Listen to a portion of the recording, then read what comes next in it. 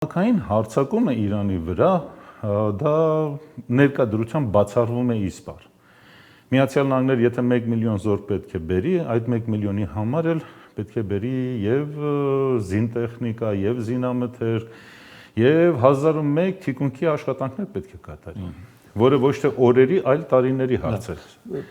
Իսկ կներեք, երկրորդ պարագան, որը որ իրենք կարճ հարված հասցնեն, սա չի բացառվում, որի ընթացքում հրթիռային կամ ռմբակոծելու միջոցով իրենք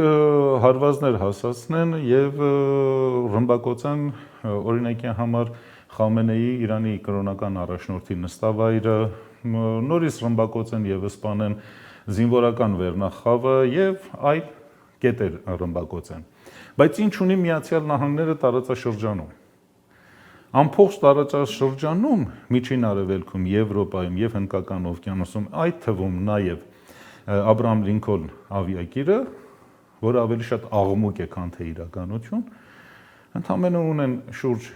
350 ռմբակոծիչ,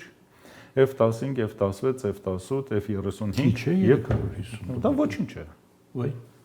Դա ոչինչ է։